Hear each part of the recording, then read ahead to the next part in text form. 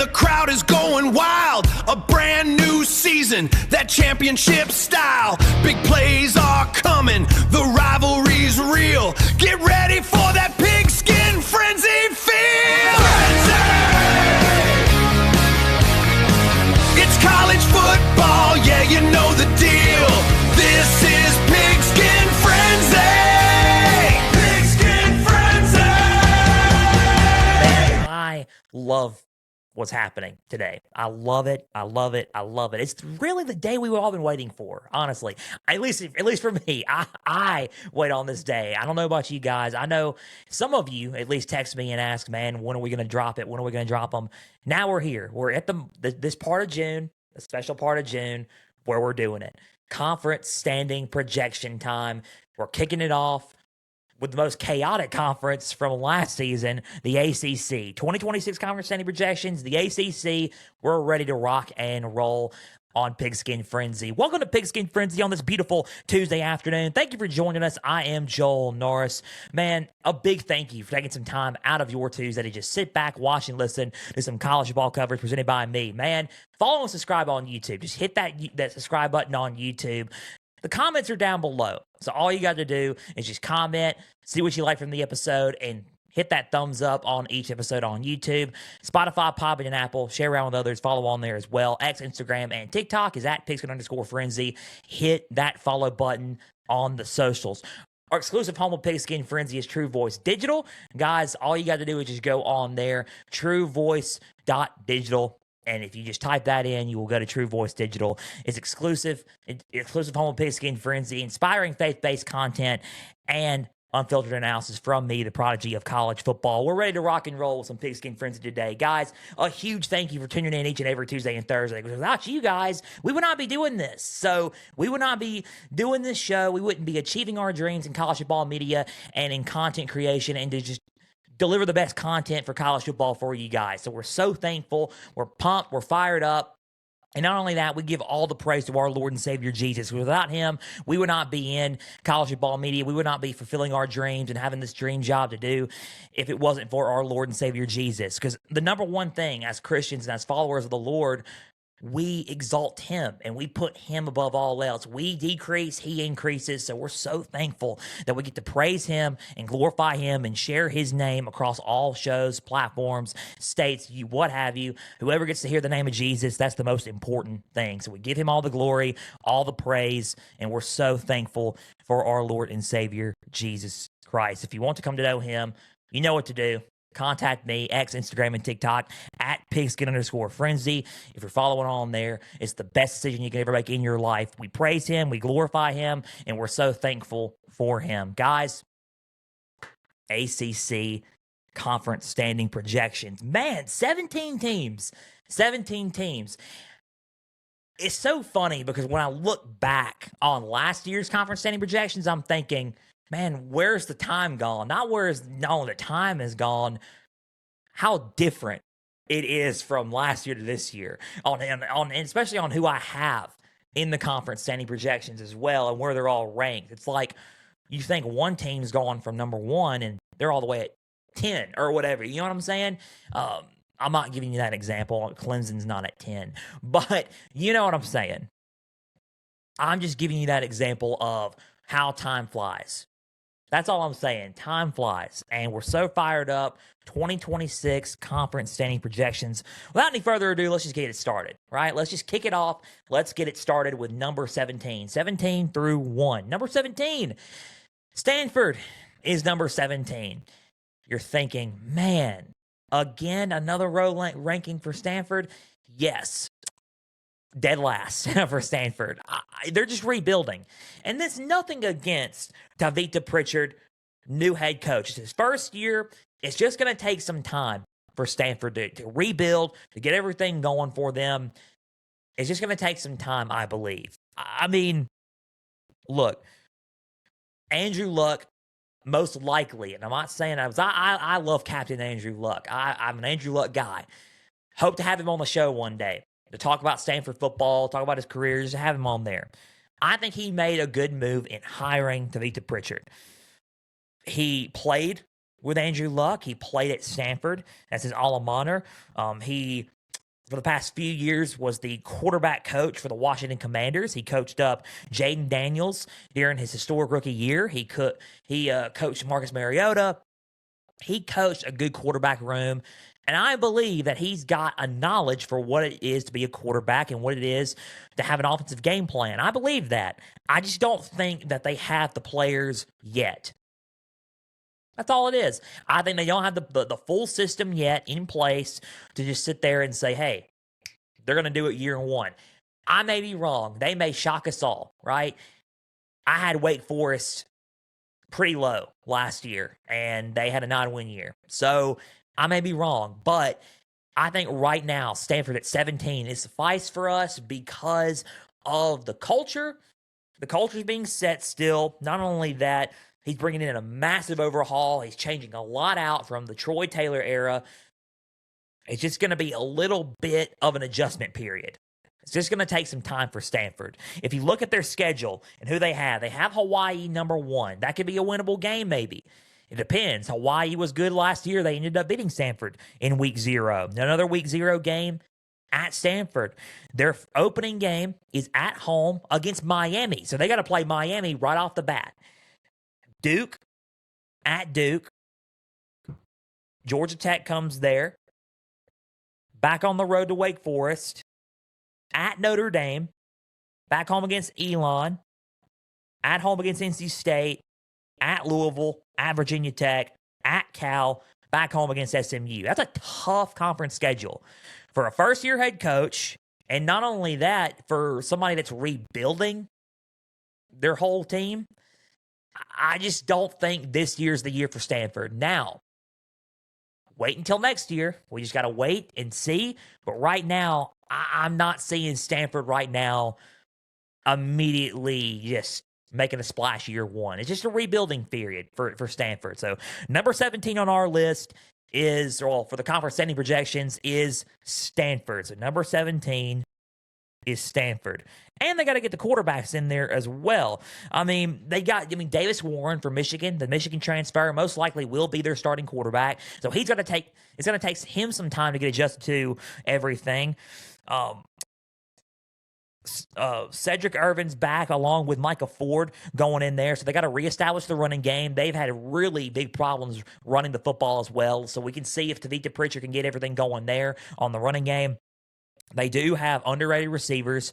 They have an underrated offensive line, but I believe that it's just going to have to do with offensive reloading and just experience. Defensively, they got to clean some things up as well. It's just got to be some experience going on in there. They have to reload the whole team and just rebuild. I just think it's a rebuild. That's all I'm saying. I think it's a rebuild for Stanford. Number 17 on our list is Stanford. The defense is in transition as well, so Stanford. Number 16 on our list, Boston College. I think Boston College had an interesting first year under Bill O'Brien, and then last year went completely backwards. Like, what happened, right? It's a crucial year for Bill O'Brien as Boston College head coach, entering year 3. Very crucial year. They went 2-10 last year. ACC schedule wasn't good. I think they finished dead last in the ACC last year. So right now, 16 is suffice. So they have a lot to work on and going on. Now they brought in Ted Roof, veteran defensive coordinator, in there. He's tasked to fix a lot of the problems on that defense, which was a lot. There was a lot of problems on there.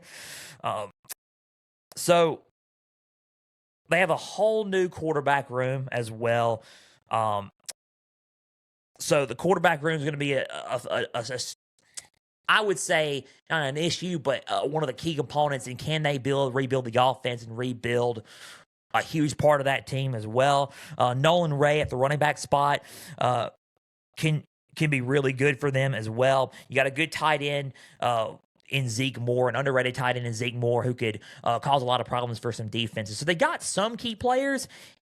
I just think the scheduling and has the defense really stepped up and has the defensive retooling, is that going to be enough for Boston College to overcome the stretch that they have coming in? So number 1, they play at Cincinnati. So they got to go to Cincinnati and play them. So that could be an upset or a loss. Who knows? At Cincinnati, back home against Rutgers, at home against Maine, at home against Vatech, at SMU, back home against Pitt, at Georgia Tech, at Duke, back home against Florida State, at Notre Dame, back home against Syracuse, then at Miami.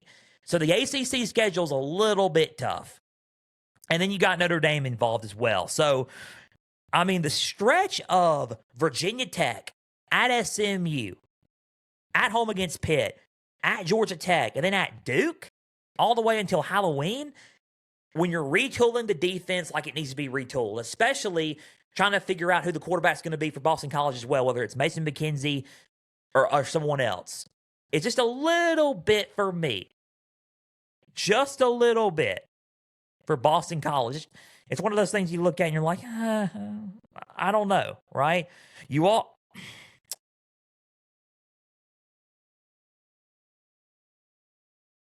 see, you look at it and you're thinking to yourself, like, man, Boston College, they can come out and surprise a lot of people. They still have to retool their quarterback. Their defensive line and their linebacker core for sure has to be retooled as well. The defense was a huge problem for them last year. So when you have a schedule like that and you have to bring in a new defensive coordinator immediately to try to fix a lot before fall, it's a huge task. Have they fixed all the issues on the defensive side of the football? We don't know. We just don't know. But right now, that schedule's tough. I got Boston College at 16 for that reason, especially with a tough task of fixing a huge defensive problem for the Boston College Eagles. So, Boston College right now is number 16 on our list. Number 15 on our list. Very interesting because you're thinking, dude, they just got a new OC. Number 15 is North Carolina. We have North Carolina at 15. I did not like what I saw last year for North Carolina. I don't think anybody did. And look, I'm wearing a baby blue Carolina blue shirt right now, and you're thinking, dude, you're putting North Carolina dead last when you're wearing gear like that? Look, you got to be honest, right? No, I'm not a North Carolina fan for first-time listeners on the show. But you're thinking to yourself, okay, quarterback struggles last year. Conditioning was a huge problem as well. There's a lot of people that got hurt. Let's see how everything's going to work. The offense was a struggle last year. But then you bring in Bobby Petrino coming in from leading Arkansas. They got a new head coach at Arkansas with Ryan Silverfield now. So Bobby Petrino coming in from Arkansas to North Carolina to be their OC, teaming up with Bill Belichick as legendary head coach. Can their offense work with Bobby Petrino at the helm, calling the plays? Can it work? Defense was not the best, but it wasn't terrible. The offense just couldn't get a lot going, and a lot of the injuries at the helm were pretty tough. You bring in Billy Edwards Jr. from Wisconsin at quarterback, and I think that could be maybe a good thing for them. Maybe it could help them a lot, bringing in some presence there. I know Max Johnson is trying to play, but right now it's looking like Billy Edwards can take the starting job. The schedule is what concerns me. They have a Dublin game, and you guys already know how I feel about the Dublin game. Week 0, the Dublin game on August 29th at noon Eastern, 11 a.m. Central in the United States. It's a cursed game. It really is, because every time the two teams who play in that game, it just seems like it goes off the rails for them. It really does, especially for the team that loses. It happened with Florida State. It happened with Kansas State last year. It's probably going to happen with TCU or North Carolina. So that's what worries me about this game, honestly. And these are two teams that kind of need a win, honestly, opening up. So opening up is TCU and Dublin. They go back home against East Tennessee State. Their first ACC game is at Clemson. That's a tough ACC opener, especially with a new offense coming in. Back home against Notre Dame. Tough one there. At Pitt. Tough one there. At Duke. At home against Syracuse. At home against Miami on Halloween. At UConn. Back home against Louisville. At Virginia. And then the NC State game in their last year. So, the concerns I have is the offense really in check. Right? Is it going to be better under Bobby Petrino? We're going to have to see in Dublin. We'll have to see what's going to happen there in week 0. I think the concern for me is the offense, and is it Is it fully back for Bill Belichick and NC State? Or not for NC State, for North Carolina. Excuse me. Disrespect. Sorry. I was looking at that last game. Is North Carolina offensively going to be more sound, or are they going to be about the same, or could be worse? Who knows? That's the only question I have right now. They got the quarterback in Billy Edwards Jr. When Billy Edwards is not hurt, he's a solid quarterback to lead an offense. Can he lead the Tar Heels offense? We'll just have to see. Big question there. Got a lot of tough games on their schedule right now. I think, for me, right now, 15 is suffice for the Tar Heels. So number 15 in the conference standing projections is North Carolina.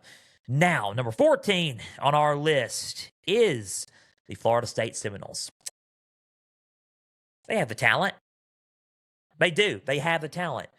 I think right now, for me, is the coaching. I think coaching is a huge thing right now going on at Florida State. That's not a knock at Mike Norvell. I really do like Mike Norvell. I think he is a good guy. I really do. But right now, they only had really one solid season, and that was in 2023. And then after the snub happened, it went from just great, then the snub happened, and now it's a colossal nightmare at Florida State.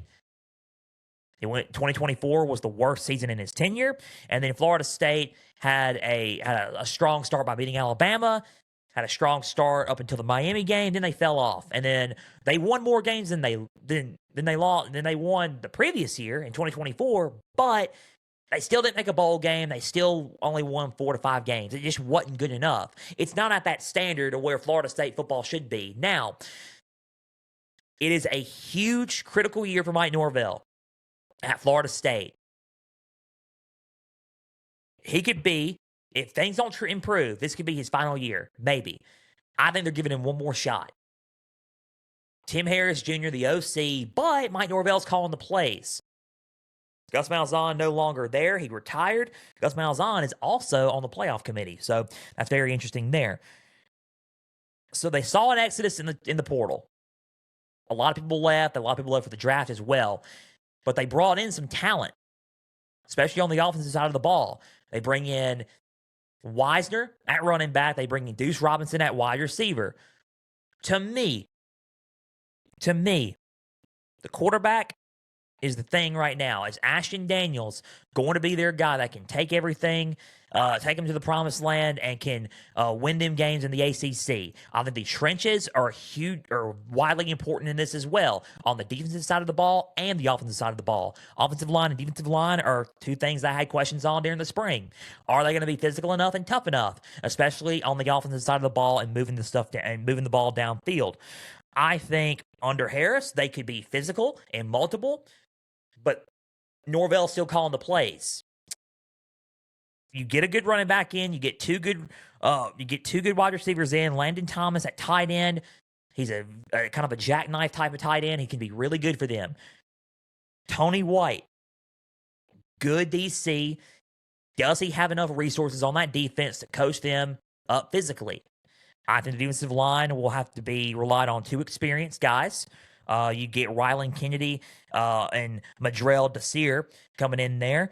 You still got Daniel Lyons on the interior, but you have to add some of that rotation. Do you have enough depth on the defensive line to carry everything for Florida State? That's huge, right? The depth is a thing for me with Florida State. And that's something I talked about in the spring as well, is the depth there for Florida State. Their schedule is very tough. I think they have an experienced group on the secondary. I think the linebackers are still anchored by two guys, but again, the depth of the linebacker spot is still kind of iffy. I think the depth of the team is something. I worry about their offense more than their defense. Let me just put it that way. I think they have some veteran guys on their defense that could come together and they could be a solid defensive unit in the ACC and can cause some problems, but I think the offense is what could hold them back. You got to score points. And I think the offense is the one that's concerning me right now. Even though they do have some talent, it's the play calling and the coaching. That's the only thing that I have right now. So right now they're 14, and I'm going to tell you why. Their schedule's tough. Can they survive the gauntlet? New Mexico State is their first game. So they got that at home, week 0. Then they go back home and they play SMU in week 1. Bye week at Alabama. Central Arkansas back home. Then against Virginia at home, at Louisville, at Miami, back home against Clemson. You hear that 3-game stretch there. At Louisville, at Miami, back home against Clemson. That's tough. A very tough 3-game stretch for them. At Boston College, at Pitt, back home against NC State, then Florida. That 3-game stretch with Miami, Louisville, and Clemson is going to be something. Louisville, Miami, Clemson. Excuse me. That's a 3-game stretch that will be very detrimental to the tenure of Mike Norvell, most likely. So right now, I got them at 14. I don't see it. I don't see anything happening with Florida State right now. And it sounds bad to say that. I like Mike Norvell. He's a good guy. It has nothing to do with him. It's just the direction of the team for Florida State is not looking good. And the future is very dim for Florida State. I just don't know how they're going to turn it around just yet. So right now, Florida State is number 14 on our conference standing projection list. Number 13 is Wake Forest. Hold on. You were so high on Wake Forest, Joel. You kind of scaled back a little bit. I did scale back. I think partially it's because they don't have DeMond Claiborne, so they need to figure out a hole in that running game. The red zone offensive defense is a key component for me. Can they capitalize and can they score the points, produce enough points? And Gio Lopez at the helm. Is he going to be your guy, and can he lead you to the promised land on offense for Wake Forest? I think those are some key concerns for me about Wake Forest. I love Jake Dickert. I think I would love to have him on the show one day. I think he's a solid coach. He was a good coach at Wazoo. I would like to see more, especially at the quarterback spot for Wake Forest. I just don't know if they have enough to withstand the schedule and withstand the ACC this year, which is tough for me to say that. I did rank them higher than I did last year. I just kind of scaled back a little bit after some of the moves that were made and some of the things that were happening during the offseason and in the spring that they had. I kind of scaled back a little bit on Wake Forest, just a tiny bit. Right now, Akron is their home game. They have at Purdue, back home against Miami, at Louisville, back home against Stanford, at NC State, at Cal, back home against Virginia.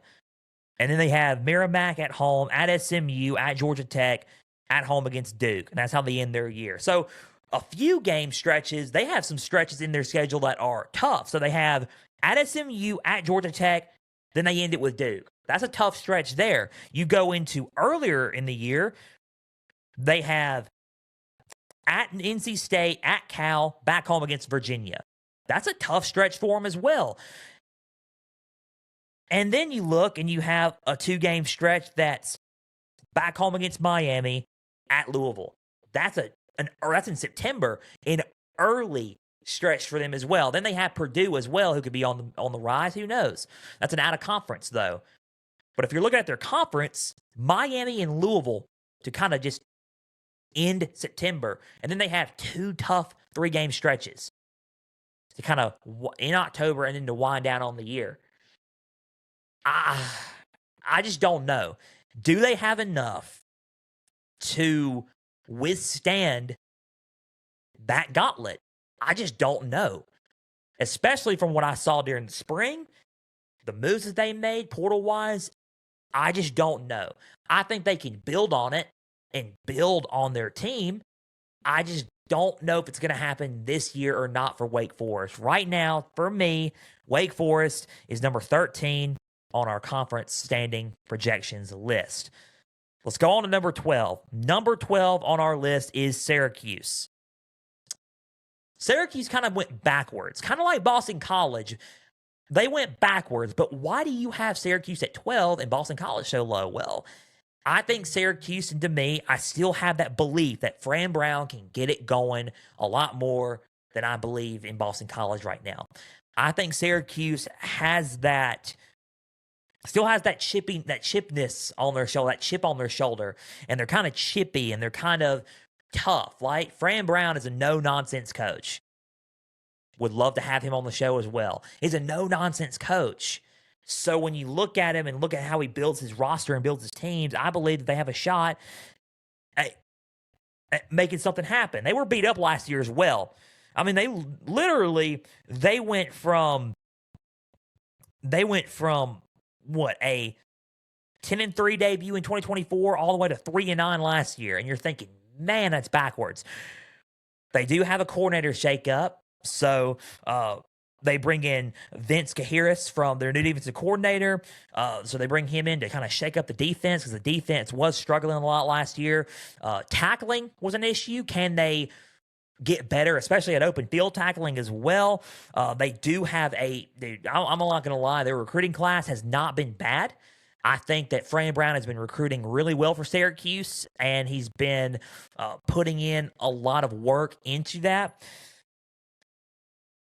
I think another thing is the quarterback room. They bring back Steve Angeli. Angeli's back for Syracuse. If he is healthy, he is a very underrated quarterback in the ACC. And he can be a problem for a lot of defenses. I think if he can stay healthy, and if Syracuse can stay healthy, they're going to have a very underrated team this year. I think the defense is the only concern right now for the Cuse, for the Syracuse Orange. Can their defense make the plays in prime time and in primary moments? That's the best thing and the biggest question I have for Syracuse right now. Jeff Nixon, the passing attack kind of stalled out last year, but again, your quarterbacks are hurt, right? So you got to pivot. Now that Angeli's back and you bring in Malachi Nelson as well, it's going to be one of those things where you look at and you're thinking, okay, maybe, just maybe, we can have a highly aggressive passing attack for this offense. Juwan Johnson, he a good running back. He came from LSU, good running back there. Calvin Russell III. You do lose Jonte Cook to Ole Miss, but you still got an underrated receiver in Calvin Russell III, Umari Hatcher, and you get two good receivers there in the passing attack. So you got an underrated team maybe. Maybe in the trenches is where it's going to be a little bit dicey, and the defense is where it could be dicey as well. Can they rely on that heavy, aggressive style and physical tackling on the defense? Because tackling was a big problem for them last year on defense as well. So you rebuild the defense. Is it going to be enough on their schedule? They do have some games on their schedule that you can think, oh, they may could cause a little bit of cause some problems, right? So let's see.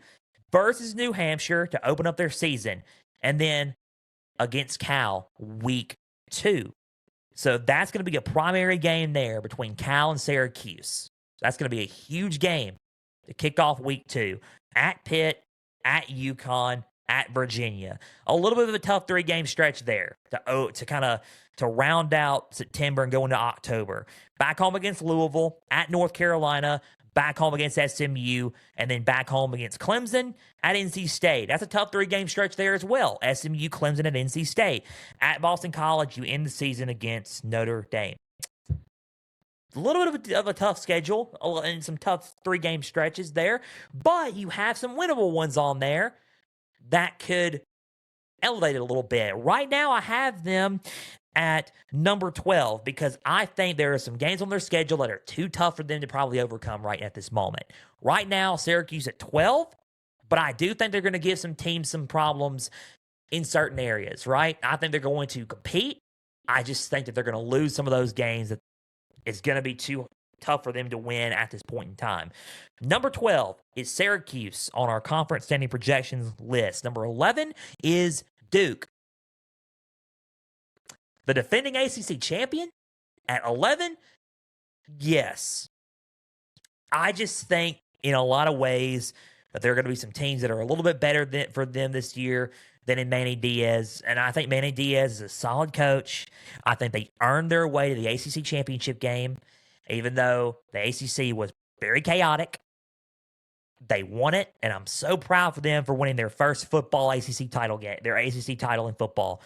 I'm so proud of Duke for that. Here's the deal, though. There are a lot of good teams in this conference right now that are building ahead of them. I think they got a team. I think they will compete. I just think there are some teams ahead of them right now that are pretty solid and have a really solid foundation ahead of them in 2026. Walker Eggett is their quarterback coming in from San Jose State. It's going to be very interesting to see how he does as their starting quarterback. He replaces Darian Mensah, who went to Miami. The running game is going to be still there, right? You still got the running game. You still got, and that's a huge part of the offense as well. Is their running game. When you look at the roster, you got C.J. Campbell Jr.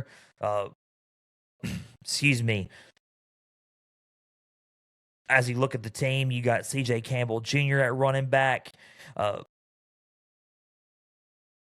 I believe they have, if I'm not mistaken, Nate Shepard. I was going to say Nate Shepard's back on the list. So you got Nate Shepard back on there as well. So Shepard and C.J. Campbell back on there on the running game. So the running game is going to be solid for them. Walker Eggett, to me, is going to be their starting quarterback. He did really good at San Jose State. It's a little bit of a transition, though, because you're going from the Mountain West to the ACC. So Power 4 football. Can Walker Eggett play really good against those ACC defenses? That's going to be a question there. At receiver, you got Javian Nichols, you got Jared Richardson. Two good veteran transfer receivers coming in there, and they could add some explosiveness to the passing game. They could be an underrated offense. They could.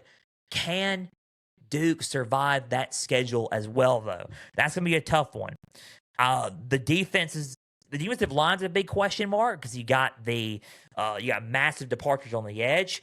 You have to rely on two juniors coming in with Kevin O'Connor and Tyshawn Reed.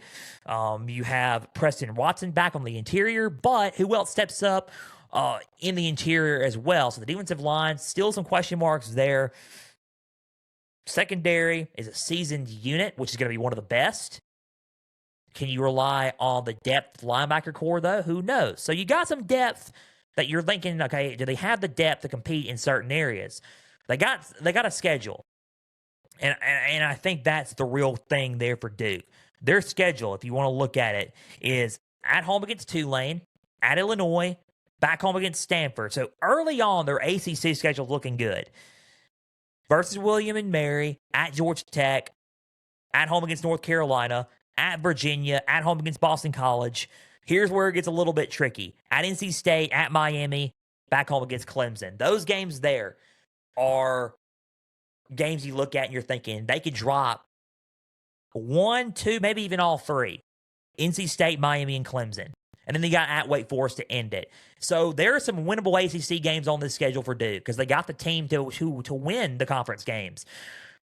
But NC State, Miami, and Clemson are going to be tough. Now, I'm not saying that they're not going to compete. They're going to compete. They're going to be a competitive team. I just think 11 is suffice for them. Excuse me. Yes, I think 11 is suffice for them right now because those teams could be a little bit better and set up better than they are right now. They're going to be competitive. I just think 11 is the best spot for Duke right now. Only because of that tough 3-game stretch and some of the teams on their schedule are like, right now, I just like Duke at 11. Right now. Number 10 on our list. And you're thinking, dude, why'd you put them ahead of Duke? Virginia Tech. Virginia Tech, and I've said it, could start off slow, but I think they're a team that's going to gain some momentum at the end of the year and then have a rocket ship strapped to them and just take off in year 2. I don't think it's going to happen for them in year 1, but I do believe that they have a strong shot at gaining some momentum at the end of the year and taking off. So number 10 is Virginia Tech with James Franklin in year 1 as their head coach. Ty Howey, he's the new offensive coordinator for this team. We're going to see how consistent is the offense because I think the offense struggled with consistency. Defensive coordinator is Brent Pry. Brent Pry is the defensive coordinator for this team. His second act as defensive coordinator for the Virginia Tech Hokies. He came in as he was the Virginia Tech Hokies defensive coordinator before, then became their head coach. It didn't work out as their head coach, but the players still loved him. It didn't have anything to do. The fans loved him, and the community loves Brent Pry. It has nothing to do with him. They just have to start winning. And they weren't winning with him as head coach. But here's the deal. He came back. James Franklin brought him back as the defensive coordinator because they were paired together at Penn State. So he's back as the defensive coordinator. So he's looking to build that unit up, right? He's looking to build that unit up as the defensive coordinator at Virginia Tech.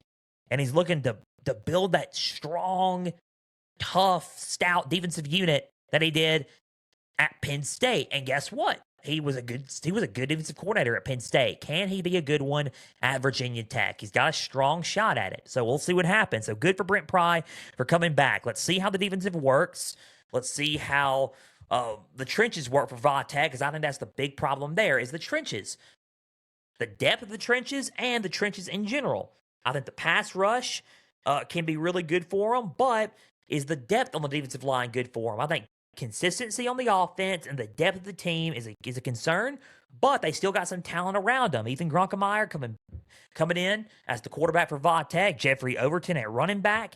You got Aiden Green at wide receiver, Snook Peterkin as the receiver as well. So you got some underrated talent on your offense, but can you be consistent enough on the offense, and especially depth-wise? How are they going to be depth-wise and in the trenches? Are they going to be physical enough up front? So those are some question marks there. They're number 10. Their schedule is a little bit tough, but they have some winnable games on there. VMI, winnable game. That's their opening game. So you got that. VMI at home. At home against Old Dominion, of course, their rival game. At Maryland, they go on the road at Boston College. Back home against Pitt, so winnable against Boston College. Could be a winnable game against Pitt. Who knows? At home, it's a Friday game in Blacksburg, so it's going to be very interesting. At Cal. That's an interesting one. At Cal. So they go at Cal. Back home against Georgia Tech. Then they got to play at Clemson, at SMU, at home against Stanford. So Georgia Tech, at Clemson, at SMU is their stretch. Stanford, back home against Miami, and then they end it with Virginia. So they got some winnable games on their schedule. But there's a little bit of that stretch there with, Georgia Tech, SMU, Clemson. That could be tough. Then you got to go turn around, play Stanford, then Miami. That's going to be a little bit difficult. There's some games on there that they drop, but they could still have a very high wave of momentum going into next year. So we'll see what happens. But right now, number 10 is Virginia on our conference standing projections list. We're at number 10. We got to go through 9 through 1. So number 9 is Pitt. Number 9 is Pitt. The team that I mentioned ahead of them, right ahead of them. Number 9, Pitt. They play Virginia Tech early in the year, too. So Mason Hines-Shield back at quarterback. That's all you really had to say. Mason Hines-Shield back at quarterback. Cade Bell entering his season, entering his third year as the up-tempo spread-type offensive coordinator. They have the offensive line. I think they have the strength. It's, can they rely a little bit on, one, mental preparation. Number 2, defensively. I think the defense, they're looking to maintain an aggressive style. I think that they have a little bit of an overhaul on the defensive line. But they can use that to free a little bit of the linebackers to make some big plays as well. They have a very experienced secondary as well, so the defense is looking okay. And stout, the question is, can they... I think, to me, Pitt has a tendency of kind of getting in their own way a little bit. And I think that's the problem with me with Pitt. I think Pitt's got a really strong shot of being a really good team this year. They got some talented players. Jakarian Turner is his name. Jakarian Turner at running back. You got Contarius Hicks, Malik Knight at receiver.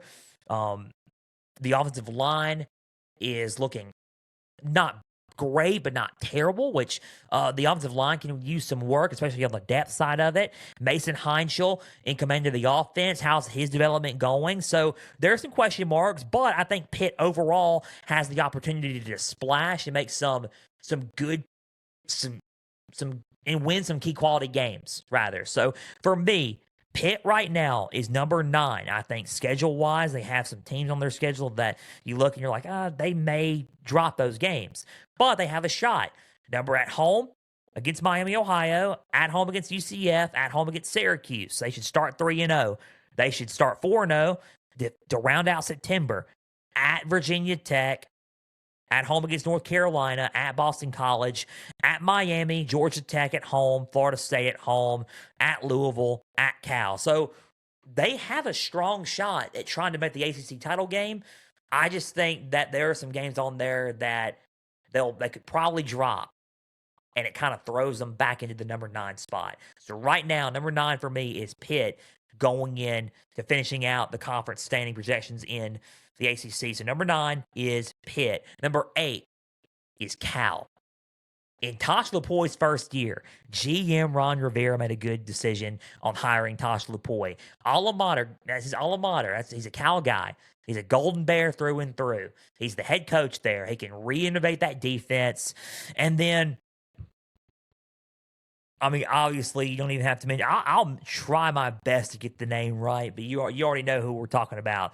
Jaron Kawabe Sangapulatelli, and that is JKS.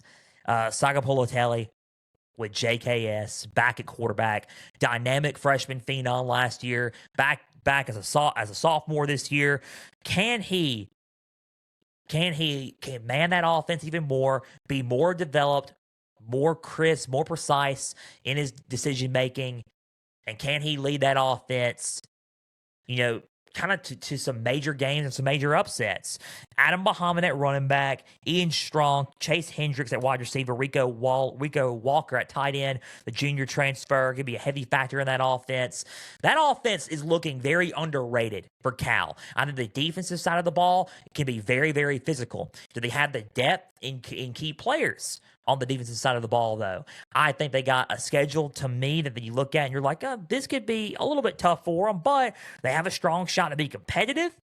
And that's why I had them at number 8 on our list. UCLA at home, Bob Chesney game. That can be like we said this past Thursday with George. That could be a schedule where you look at and you're like, it could be detrimental to our season a little bit. UCLA at home, at Syracuse, back home against Wagner. Back home against Clemson on a Friday night. Those Friday night games are wild. At UNLV. Back home against Virginia Tech. Wake Forest at home. At SMU. At NC State. At Virginia. So that 3-game stretch with at SMU, at NC State, and at Virginia. You're traveling those 3 games, and that's going to be a little bit tough in terms of physically and mentally. So that's 3-game stretch that you look at, and you're circling that, and you're thinking that could be a little bit. That's where Cal could probably drop one, right? So we'll see. Back home against Stanford, and then at home against Pitt. So the schedule is in their favor. It's just a little bit of a toughness there with SMU, at NC State, and then at Virginia. So you're traveling all over. So you're going to Texas, then back to Cal, back to North Carolina, back to Cal, and back all the way over to the East Coast of Virginia. So you're looking at that and you're thinking, that's a little bit of a tough stretch there. So, for me, right now, I'm going to put them at 8. That schedule, especially that 3-game stretch, is a little tough. But I think they have some favorable matchups on there, and they could be really competitive this year. So, Cal at number 8 for us on our conference standing projections. Number 7 is Georgia Tech. I put them at number 7, and hear me out. I put them at number 7 because I think they do lose a few pieces, and I don't think they're going to repeat a lot of what they did last year. Now, they have a strong quarterback room. They do have a strong running game as well. They have the quarterback competition with Alberto Mendoza leading it. They bring in Justice Haynes and Malachi Hosley still there.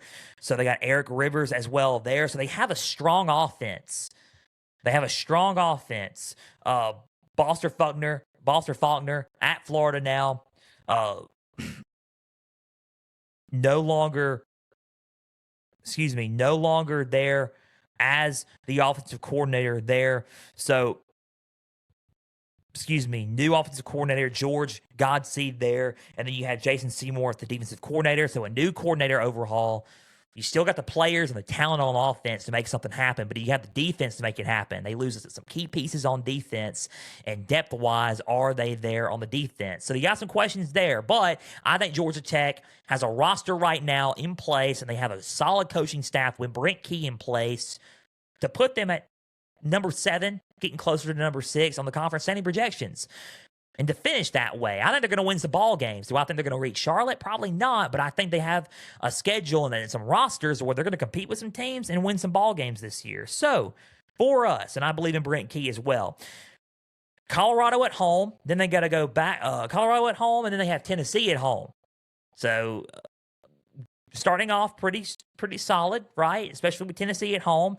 At home against Mercer, at Stanford, at home against Duke, at Virginia Tech. That sounds maybe a little bit tough, but those are winnable games. Boston College, winnable game. At Pitt, that could be a winnable game as well.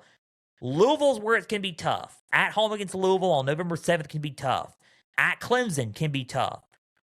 Wake Forest back at home they played them close last year, so that could be a tricky one as well. And then at Georgia to end the season. So you look at that schedule and you're thinking, really? You put them at 7? I think there are some games that they can drop that are, you look at and you're thinking, that puts them back at number 7. So right now, number 7 for Georgia Tech is suffice. I think they have the offense, question marks on the defense a little bit, but they have the offense. It's just, they have some teams on that schedule where I think they could drop, and that puts them at number 7 to finish their ACC year. So number 7 is Georgia Tech on our conference standing projections. Number 6 on our list as we're going through is Virginia. I really love their running game. A little bit conflicted on the quarterback situation, though. Bo Pribula or Eli Holston.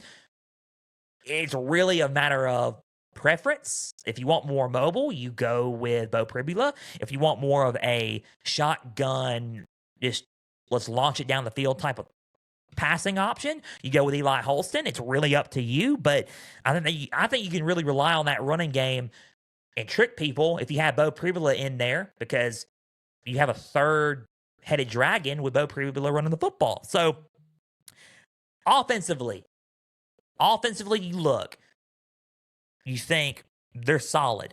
Here's the deal, though. Schedule-wise, it could be a little bit tough. Very tough week 0 opener against NC State, which we're kind of excited to watch, by the way. I think we're really excited about that game, is NC State and Virginia. Very, very tough opener for Virginia. Do they have the talent to go in at home, because NC State's going to be kind of talented this year, go in at home, and can you thwart off the Wolfpack there? Then you got Norfolk State. All right, Michael Vick, we see you. Shout out to Coach Michael Vick, Falcons legend Michael Vick. We would love to have him on the show as well. At home against West Virginia. Neutral site game in the Duke's Mayo Classic against West Virginia. Back home against Delaware. At Florida State. Back home against Syracuse. Winnable games there. At SMU. Going to be tough. At Dallas. Duke, winnable game against Duke. At Wake Forest, winnable game against Wake Forest. Back home against Cal. That could go either way. Winnable game against North Carolina at home, and then at Virginia Tech. So they have the talent. They have a little bit of the depth, especially on offense. Can they survive some of those games that are just a little bit competitive? Can they mentally be prepared and grind it out? We saw a little bit of that consistency issue a little bit in the ACC title game in late last year. Can they be consistent? I think that's the biggest question mark for Virginia this year. Can they be consistent on both sides of the ball? Can they be not hot and cold? Can they be consistent? and have a one-track setting, on their mechanics. So we'll see what happens. Virginia to me is 6 because I think there are some games on that schedule that they could probably drop and they fall back into 6. So number 6 on our conference standing projections for the ACC, number 6 is Virginia. I'm a Virginia believer. I think Virginia is going to win some ball games. I like their offense and how they're setting up. Number 6 is Virginia. We're in our top 5. So here we go, guys, before we wrap up our top 5. Number 5 is Clemson. They're number 5. I think Chad Morris coming in could be either A, it's going to go one or two ways. It's going to be, dude, it's past your time. You had the early 2000s offense, and it was really good with Taj Boyd, Sammy Watkins, all those guys. And then you go into 2014, and you developed Deshaun Watson and all those guys. You had that earlier on, so that's fine. Or it's going to be one of those, it's past your time, or it's back like you never left, and your offense is going to cook. Either way, the offense has to get going, and it has to get producing. I think Christopher Vizina, to me, is no doubt the starting quarterback for Clemson. Hands down. You look at him, and he's waited. He's paid his dues. It's his time to go. So, to me, that's a no-brainer. I think the problem is can the offense be consistent enough, and can they move the ball and be more electrifying? Because they have the talent. They have Bryant Wesco back, and they have TJ Moore back at the receiving spot. I believe they have all those guys back at the receiving spot for them. The coaching is there, obviously. They have TJ Moore, Bryant Wesco all back. They have a very veteranized senior defensive back unit, which is going to be good for them.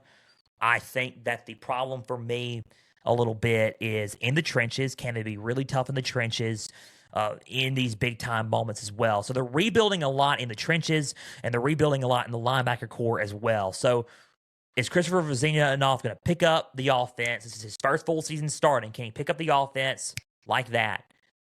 That's another question as well. They have the talent.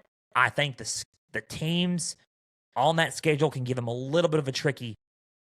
Let me just put it that way, a trick, and could trip them up. A lot of people are going to say his inability to use the portal, all this stuff. That is a question, and it could be a question mark this season. How long is it going to be until he really adapts to what's happening in the sport? He doesn't want to. He's trying to hold on to a lot of the older ways as much as he can before he tries to fully adapt. But he might have to fully adapt to get Clemson back on board. Can that be an issue this year? We're going to figure it out. Their schedule opening up. They have LSU at LSU. They have Georgia Southern back at home. North Carolina. So they should be 3-0 or 2-1. At Cal. Tricky game there. They could probably win that one, though. Back home against Miami. That's probably could be a loss. Charleston Southern at home. Virginia Tech at home. 3 of those games are at home, which is good. They have Miami at home, which is good. At Florida State, at Syracuse, back home against Georgia Tech, at Duke versus South Carolina. So they got a schedule. They avoid SMU. They don't play Louisville, which is good. But Georgia Tech can trip them up. Miami can trip them up. They have some games that they can trip them up. And you're thinking that puts them around the 5th spot, top 5. So they have some games that they can trip them up. And I think that's what brings them down to 5. I don't know if they're going to beat Miami. I don't know. I think Cal can give them a shot. Tech can give them a shot. GT can give them a shot. They get some shocker games on there, and you're thinking they may end up being at number 5. Which causes the other teams to lose, and if the other teams lose after they beat them, they'll fall into 5th place, right? So number 5 to me is Clemson. Question marks on their schedule. Have they fully adapted, and has Dabo fully adapted? That's going to be a big question mark for Clemson this season for sure. Number 5 is Clemson. Number 4 on our list is NC State. Yeah, you're probably in for a shock on that one. NC State is number 4. I really believe in C.J. Bailey. I think he is a very underrated threat in the ACC at quarterback. He is very talented. His decision making has gotten a lot better. His physical attributes, he's tall, he's got a good arm, he's athletic, he's mobile, and I think that CJ Bailey is going to be a problem for defenses in the ACC. I think the offensive line is developed quite significantly. Shout out to Savannah 2J and Coach 2J on the offensive line. I think their offensive line has significantly developed. I think the defensive line is getting there. I think Dave Dorian, as getting her his 14th year as his head coach. Shout out to Coach Dorian. I would love to have him on the show as well. I'm very intrigued to see how everything goes offensively, up-tempo wise with CJ Bailey. They do lose a big piece of that offense with Justin Jolly at tight end, but you get Ian Flint, who has the potential to be really good at the tight end spot for the Wolfpack. You got Davion Dozier at wide receiver, Kenan Jackson at wide receiver, Devon Goss at running back. So you got a 1-2 punch with Bailey and Goss at the quarterback running back spot. Defensively, curious to see how they are. I think secondary could be a little bit of a challenge, maybe. But I think the linebacker spot's coming along. I think the defensive line, the trenches are coming along as well. It's the depth, and especially in the depth of the secondary is what I'm concerned about as well for NC State. I think they got a really strong shot at being very talented and being a team where they can finish in the top 4. I really do. I think NC State's got that. The big men in the middle, they got some guys up in the middle of the defensive line that could be really detrimental for them. So, for me, the schedule looks like this, and you look at it and you're thinking it could go either way. Virginia could go either way. At home against Richmond, at Vanderbilt, back home against App State, against Louisville at home, at back home against Wake Forest. 2-game stretch there, but they got them both at home. Louisville's going to be tough. At Stanford, that's a win. Back home against Cal. That could go either way. I'm leaning more towards win against Cal. Back home. Back home against Duke. Home against Syracuse. At Florida State. At North Carolina. So they got some games on their schedule where you look and you're thinking, those are some winnable games there. Can they do it? Can they pull it off? I think Louisville could be a loss. That's going to be tough. Cal could be a loss, but that could also be a win. It could go either way. So they got some games where it could go either way, and they got the talent. So that's why I think the Wolfpack, to me, finishes at 4th, because I think they do drop some games, but they win some games where you think they could go in with some momentum going into next year, and you're thinking, this could be a really talented team for 2027. Could this be a year where it could change the tide for NC State a little bit? It could be. Number 4, NC State on our conference standing projections for the ACC. We have entered our top 3. And you probably already know who our top 3 is, but you haven't mentioned them yet. So, in order, here we go. Number 3 is Louisville. We just mentioned them. Jeff Brom entering his next season as Louisville head coach. Yeah, they do have a tough game. I think Lincoln Kienholz at quarterback for them could be a good move for them. I think he fits Jeff Brom's system nice. I think they have potentially the second best or the best running back in the conference in Isaac Brown. It's either Mark Fletcher or Isaac Brown. I think that they can rely on that running game a lot, and it's going to cause a lot of defensive problems.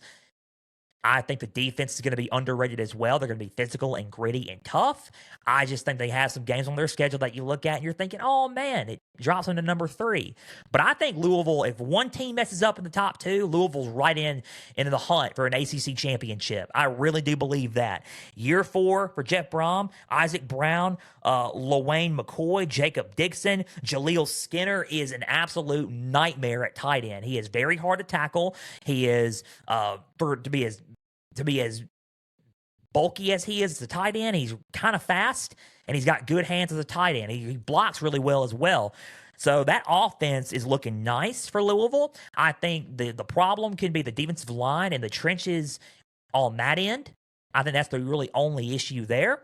They need some retooling on the defensive side of the ball, but I think if they can maintain and retool quickly, they can finish at number 3 in the ACC, and they can contend for the ACC championship. I think that the front line, they'll be anchored. They just got to rely on a little bit of the interior. I think the secondary, is a little bit of an issue depth-wise, but I think if they can retool it quick, like I said, that could be a problem. So, defense needs to be retooled a little bit. Other than that, offensively, they can get it going, especially with Isaac Brown on the running game. So, and with Lincoln Keyholtz finally getting some more valuable reps as the QB for that team. Ole Miss on Labor Day weekend, Sunday, September 6th. Neutral site game there in Nashville. Back home against Villanova. SMU, their first ACC games against SMU. That's a toughie. Very tough one. At home against Wake Forest. The good thing is they have them at home. They have SMU at home. Wake Forest at home, at NC State, back home against Florida State, at Syracuse, back home against Stanford, at Georgia Tech, at North Carolina, at Pitt, back home against Pitt, in North Carolina, and then Kentucky, at Kentucky. So they got some games on their schedule where they can drop them, and they got some games on their schedule where they're probably going to clear that schedule. I think the games that I point at really are, you can point at Pitt, you can point at NC State, you can point at SMU, and you can point at Georgia Tech in the ACC.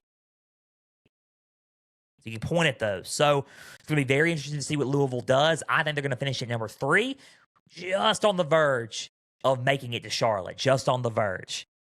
Number 3, Louisville for our conference standing projections. 2 and number 1. Here we go. Who's going to Charlotte in our eyes? Number 2 is SMU. I think SMU is going to be a problem this year, especially on the offensive side of the ball. I think Kevin Jennings is probably the second best quarterback in the conference. I really like, there's a lot of good quarterbacks in this conference, including CJ Bailey. I really like Kevin Jennings. I think that if it wasn't for a lot of the health issues for SMU last year, SMU would have been kind of in the thick of things. I think Kevin Jennings has a shot at really breaking out this year for this Mustangs offense. They are high octaned, and Rhett Lashley does believe in his team here, especially this year. He believes that this team, especially offensively, has a shot at really getting it going. And I believe it. We had Ricky Huntley Jr. on the show, co-defensive coordinator for the SMU Mustangs on the show. We talked about the defense. The secondary is starting to finally come into its own because he's also the defensive backs coach. I think that the defense overall, especially in the linebacker spots, coming into its own. I think question marks remain up front a little bit, but if you can get some more valuable reps there up front, they have a shot at being really, really good, right? So you do replace some big talent, but including R.J. Maryland, but you replace some guys there, but you still have some guys like Derek McFall, Jalen Hale, Ymir Knight, Randy Pittman Jr., all very physical, good players, and also are speedy players that you can revolve your offense around. I think they got the talent on offense to make a whole run for an ACC championship. Defensively, you think there might be some concerns on the defense in terms of defensive line, but they're kind of forming it up with the linebackers and in the secondary spot. So they're retooling it. They are retooling it. They're gaining some valuable experience, but I think the defense can finally come into its own and then end up, being more complete by fall camp. So for me, their schedule looks like this before we go into number 1. At Florida State is their opening game. At Florida State, to me, that could be a win for them. Back home against UC Davis. At Louisville, you circle that one because that's going to be a tough one. At Louisville. Back home against Missouri State, back home against Boston College, back home against Virginia. So you got Boston College, Virginia, Cal, all at home. So the majority of your October is at home.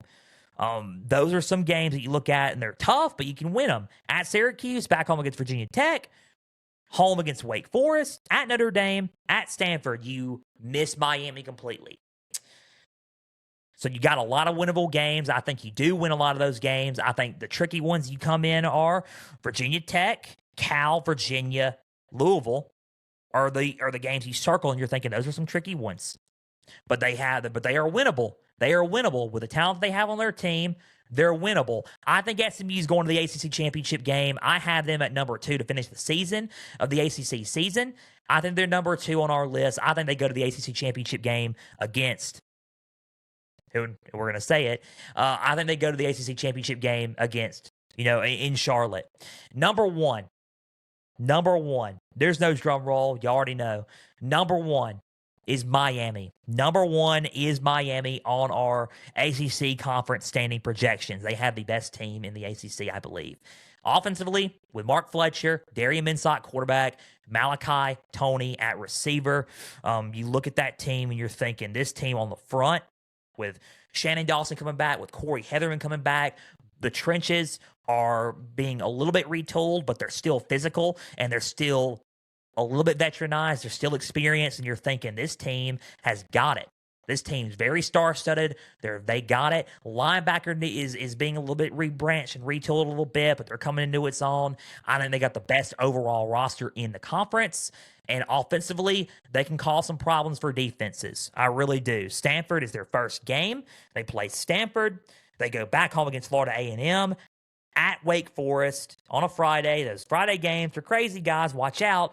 Back home against Central Michigan. At Clemson. Back home against Florida State. At Pitt. Back home against North Carolina. At Notre Dame is that circle game. That's an out-of-conference, but still at Notre Dame. Back home against Duke. Back home against Virginia Tech. Back home against Boston College to end their season. I really do believe they probably could win either one of them. I think they'll be favored in all their ACC games and probably could win all of them. I think Miami will go to the ACC championship game. They will finish number one. I think Miami versus SMU in Charlotte is the ACC championship game with Miami as the 2026 ACC champions. So, Miami, SMU in the ACC championship game in Charlotte. I have Miami winning the ACC championship at this point in time, and that rounds out our conference standing projections for the ACC. Miami over SMU in the ACC championship game. If you like our ACC conference standing projections for 2026, leave comments down below. We're going to post it on X, Instagram, and TikTok at Pigskin_Frenzy. We're going to post the full list, and you can disagree with it or agree with it, but I think Miami and SMU is our ACC championship game. We have Miami winning it and becoming the 2026 ACC champions. Guys, that is all we got for Pigskin Frenzy today. Guys, a big thank you for taking some time out of your Tuesday to just sit back, watch, and listen to some college football coverage presented by us. Man, subscribe on YouTube. Like each episode, leave comments down below. Follow and share around with others on Podbean, Spotify, Apple. Man, True Voice Digital is our exclusive home for faith-based content. For more faith-based content, go to truevoice.digital.com.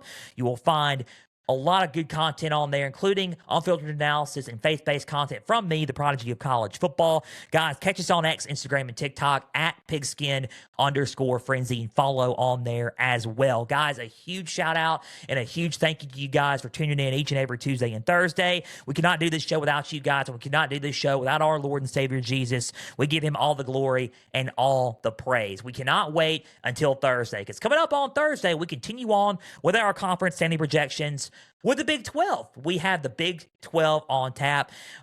16 teams in the Big 12.